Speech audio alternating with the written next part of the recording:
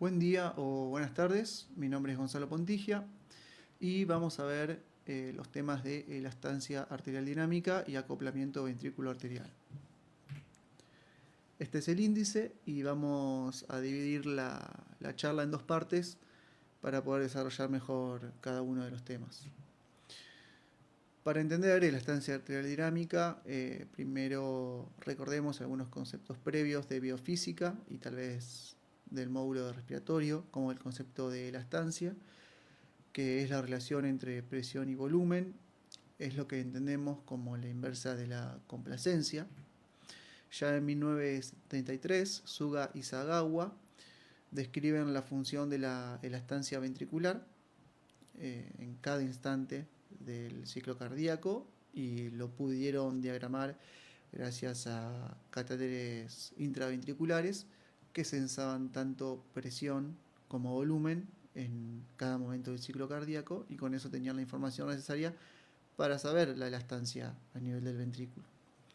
Lo que vieron con experimentos con perros es que la elastancia ventricular es máxima durante la sístole, que es mínima durante la diástole. Esto tiene sentido porque durante la sístole queremos un ventrículo rígido con mucha elastancia para generar mucha presión con el volumen que tenga y así vencer la carga arterial. Y durante la diástole se prefiere un ventrículo complaciente que acepte volúmenes sin elevar presiones de llenado. El sistema arterial también se puede entender como un sistema elástico. Así como tenemos el ventrículo, entendiéndolo como un sistema elástico, el sistema arterial también va a tener lo suyo y va a tener una elastancia propia llamada elastancia arterial. En el caso de la elastancia ventricular, veíamos que estaba principalmente determinado por la contractilidad. Acá lo que vamos a ver es que siguiendo un modelo de Windkessel de 3 elementos, la elastancia arterial, es decir, la carga contra la cual el ventrículo se va a enfrentar, está conformada por la impedancia característica a nivel de la aorta, que sería la energía invertida, o sería la disipación de energía que se gasta, que tiene que enfrentar el ventrículo solamente para mover la sangre, solamente por el componente inercial, para acelerar la sangre, y se da fundamentalmente y se mide a nivel de la raíz de la aorta.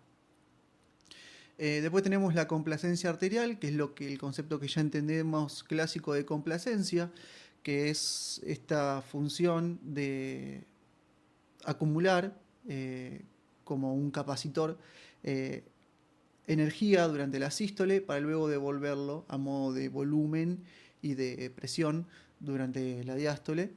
Y finalmente lo tenemos conformado por una resistencia, que es la resistencia al vaciado, una resistencia arteriolar, que para entenderlo de manera dinámica, lo podemos relacionar de la siguiente forma. Imaginemos que tenemos resistencias bajas, entonces tenemos un volumen de sangre que llega al sistema arterial desde el ventrículo, pero así como llega, como la canilla está abierta, como las resistencias son bajas, como las arteriolas están abiertas, no hay acumulación de volumen, no hay acumulación de presión y termino con presiones bajas. En cambio, si tenemos una resistencia alta o una frecuencia cardíaca alta, pueden suceder dos cosas. Si la resistencia está alta, que la canilla esté cerrada, las arteriolas están cerradas, el volumen se acumula en el sistema arterial y eleva la presión. Y si la frecuencia cardíaca es alta, también sucede lo mismo. No le doy tiempo al sistema a vaciarse, por lo cual también aumenta la presión dentro de mi sistema. Fíjese que una resistencia baja me va a condicionar una elastancia arterial baja y una resistencia alta o una frecuencia cardíaca alta me va a condicionar dentro de mi sistema una elastancia arterial alta. Los cambios en la complacencia, los estudios fisiológicos han demostrado que no generan muchos cambios. No quiero que quede sin describir la figura 1, que fíjense que hay una recta que conecta el punto de fin de diástole en el loop de presión-volumen con el punto de fin de sístole. Esa recta es la elastancia arterial. Su pendiente, mejor dicho, es la elastancia arterial. Y se relaciona se toca justo en el punto de fin de sístole con la estancia ventricular. La elastancia arterial, entonces definida dentro del loop de presión-volumen, nos queda que la elastancia arterial es igual a presión de fin de sístole sobre volumen sistólico. Y recordemos, lo decimos una vez más, tiene los tres componentes del Wien-Kessel. Bien, en este gráfico podemos ver en el gráfico de presión-volumen dos áreas que están diferenciadas, una que dice SW, que sería trabajo sistólico, y la otra que dice energía potencial. Estas dos áreas sumadas, juntas, forman lo que conocemos como el trabajo total, que se abrevia como PAV. Y lo que podemos ver es que del trabajo total, una proporción, o sea, de toda esa energía invertida durante la sístole, una proporción va hacia generar trabajo sistólico, es decir, hacia generar flujo y presión a nivel del sistema aórtico, y el otro queda como energía potencial. Esta energía potencial es la energía que se invierte en mantener tensa la pared al finalizar la sístole, cuando ya la válvula aórtica se cierra. El ventrículo todavía queda rígido, queda con presión y con el volumen que tiene continúa generando una presión dentro de la cavidad. Cuando el ventrículo se relaja, toda esta energía es disipada en forma de calor y finalmente es energía que no es transferida al sistema arterial y es energía que igualmente consume oxígeno, por eso es igualmente energía que tiene que ser cuantificada. La elastancia arterial, justamente, en nuestro sistema, lo que hace al aumentar su valor, lo que hace es disminuir la cantidad de porcentaje de trabajo sistólico que recibe del total del PVA, del trabajo total.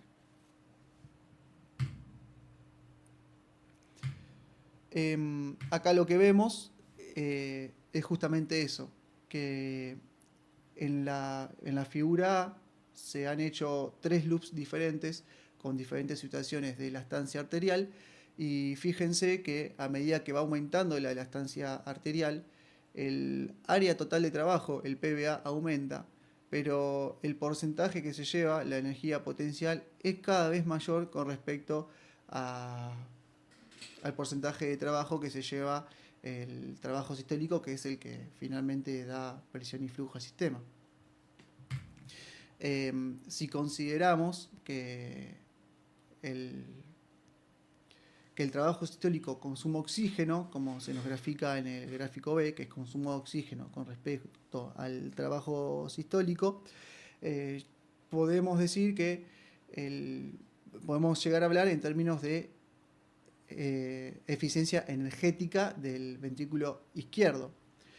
Bien, como tenemos presente que del trabajo total generado por el ventrículo, parte de ese trabajo total, que sería PVA, va destinado a realizar, entre comillas, trabajo sistólico, eyectivo, y otro va repartido solamente en mantener la elastancia ventricular, tenemos que hablar de lo que es la eficiencia. La eficiencia sería qué porcentaje del trabajo total justamente va dirigido hacia la transformación en presión y en volumen, en flujo, en el sistema arterial contra el cual se está enfrentando.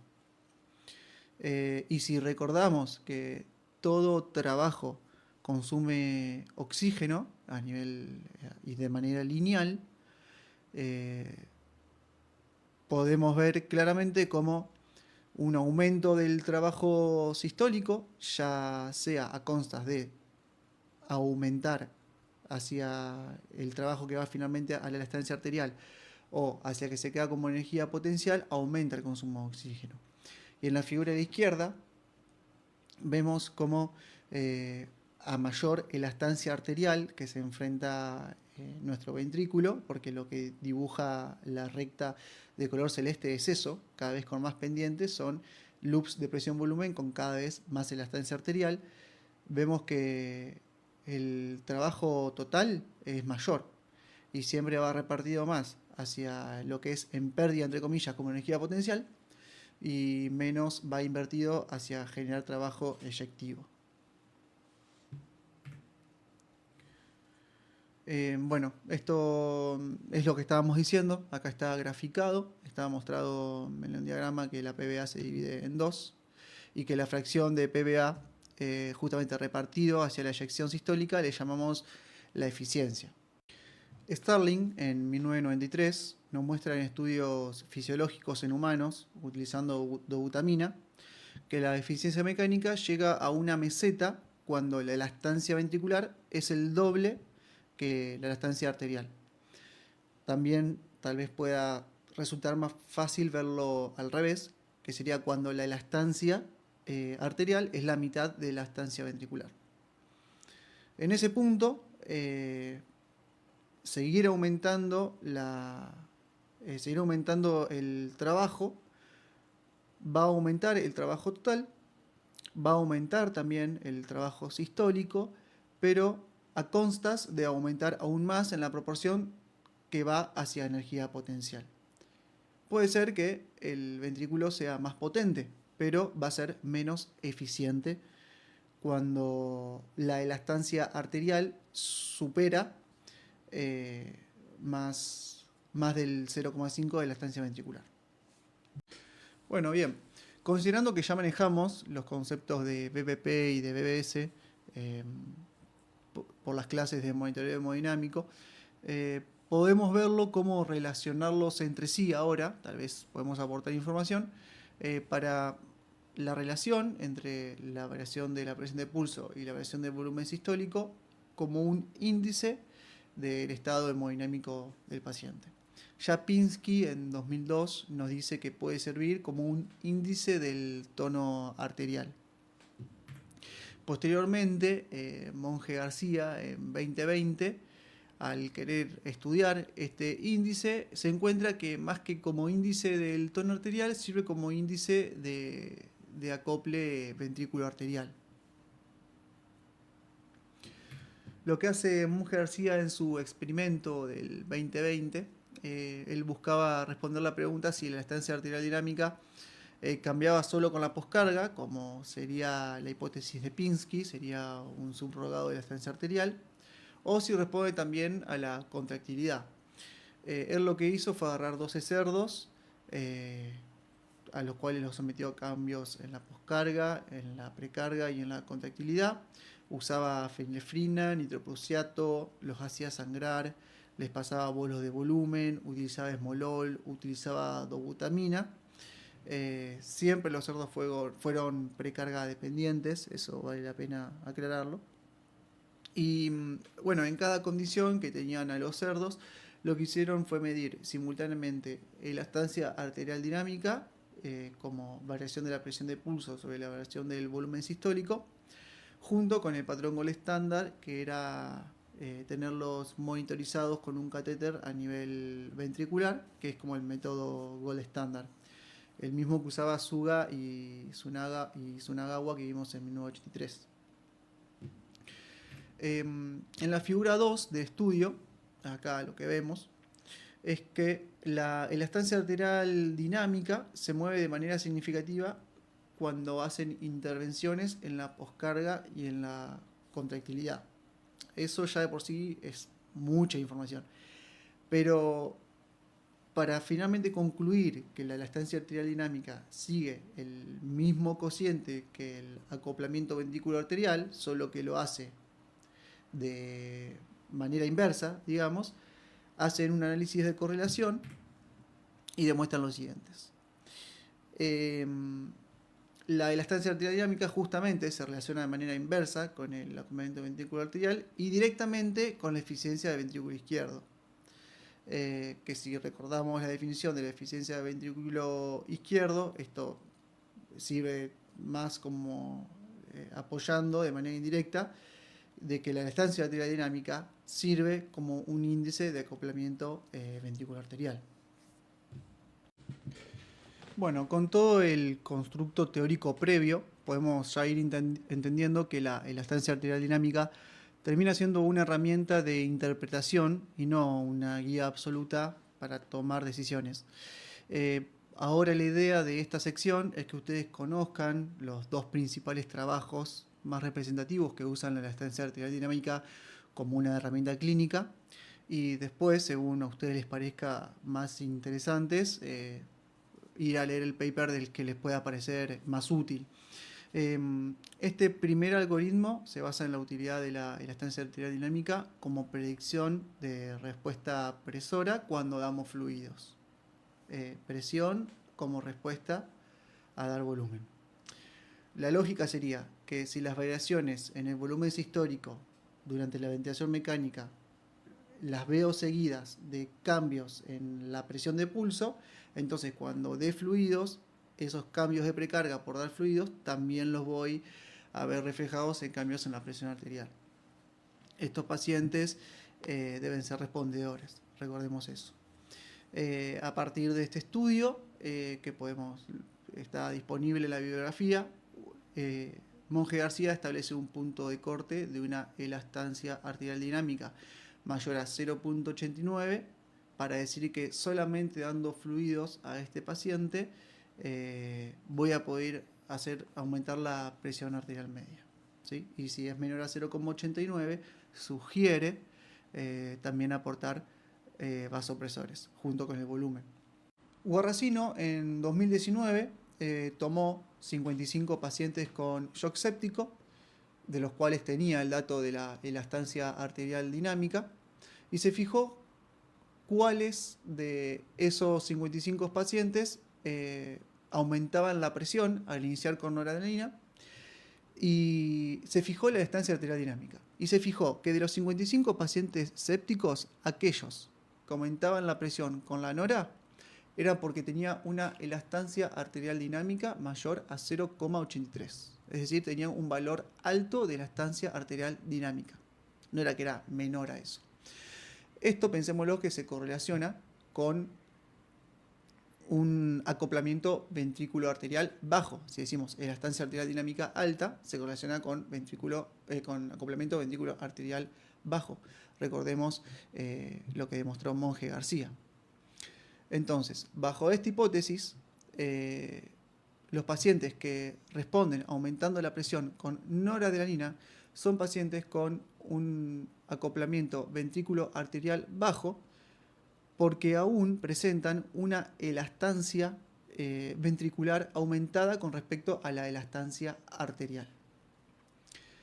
Al sumar elastancia arterial a este paciente,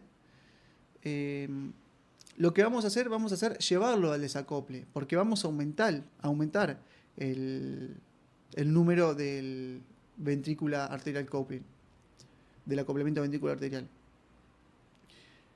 Pero a fin de cuentas, lo que vamos a hacer va a ser aumentar el punto de fin de sístole, logrando presiones más altas. Logramos mantener la presión al poner noradrenalina, generando mayor trabajo, generando menor eficiencia, a constas de un corazón que se tiene que enfrentar a una mayor elastancia arterial, pero de todas formas, de esta forma se va a poder mantener la presión arterial del sistema. El paciente va a poder responder con una presión arterial adecuada. Guarracino explica, en lo que es la discusión, que estos pacientes, que probablemente respondan bien a la noradrenalina, lo pagan con un esfuerzo ventricular mayor, y así lo describe en su paper.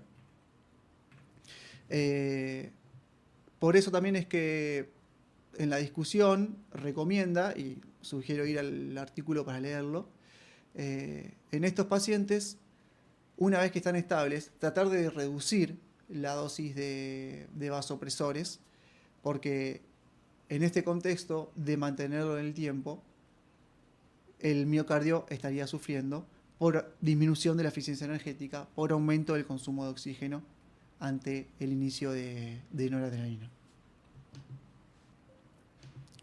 Bien.